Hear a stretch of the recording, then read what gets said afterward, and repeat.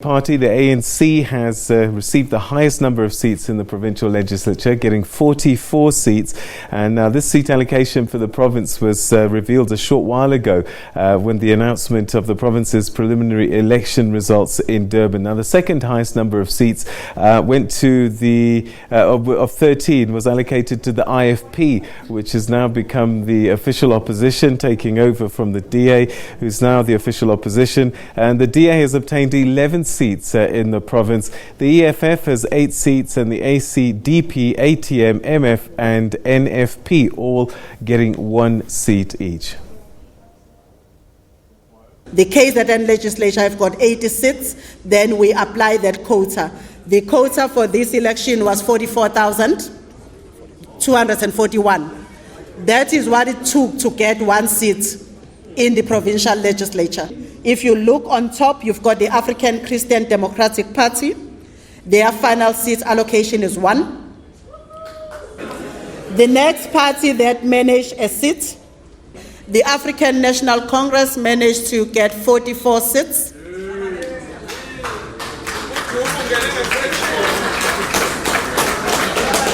The ATM, the African Transformation Movement, managed to get 1 seat. The Democratic Alliance managed to get 11 seats. Where are we?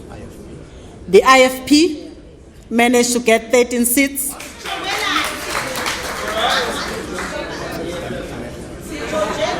The Minority Front managed to get 1 seat.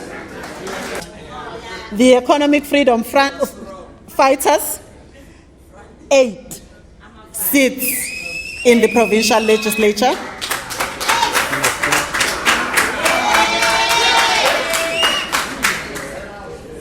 The NFP, the National Freedom Party, managed 1 seat in the provincial legislature, and that makes the total number of seats. All right, so that was the announcement a little bit earlier on, the provincial seats allocation. And we stay in KwaZulu-Natal, where we go to our reporter for those results update. Ayanda Mhlongo has been there this whole week. Ayanda, thanks very much for joining us. So everybody knows where they sit now in the provincial legislature. Yeah, very good afternoon to you, Pete, and good afternoon to our viewers.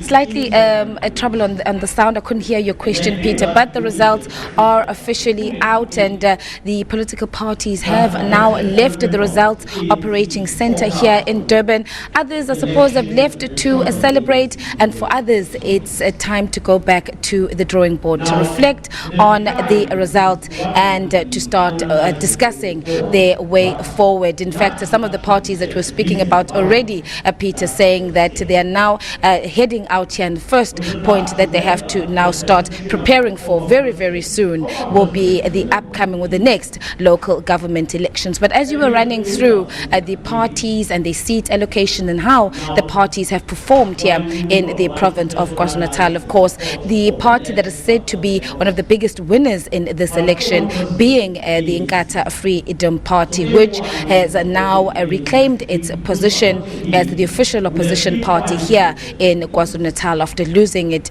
to the DA in the 2014 national election, and they obtaining 13 seats. They previously had 9 seats, and they're now moving up with 13 seats. And joining me now from the IFP is Baba Nkosini Hlabisa. Mr. Hlabisa, thank you very much for your time.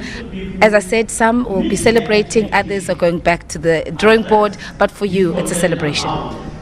Of course, these elections, the IFP is satisfied and very happy of the outcome. We had done a thorough groundwork in preparation for our performance. Despite the fact that there was a low turnout of voters, but the IFP emerged with more seats than it has been in 2014. We are so grateful of the trust and confidence the people of KwaZulu-Natal placed on the IFP, and we are back as an opposition party now officially, and we're going to be a strong voice On behalf of the people of KwaZulu-Natal, even at a national level, our representation is going to be stronger than it has been in the previous dispensation. This gives us a great responsibility as an official opposition to champion what are key issues in terms of service delivery, because as you could see, there are protests throughout KwaZulu-Natal is because people are not satisfied in terms of basic service delivery. And we will make it a point that the resources of the government is spent on key issues, not on non-key issues. We will be a watchful eye and a strong voice on behalf of the people of KwaZulu-Natal, because we know exactly the issues they raised when we met them face to face during the campaign stage. We know what the issues they maintained as top issues in the agenda. We will be pushing the government to ensure that basic service delivery issues become top issues in the agenda of the government, as well as the resources should be spent there.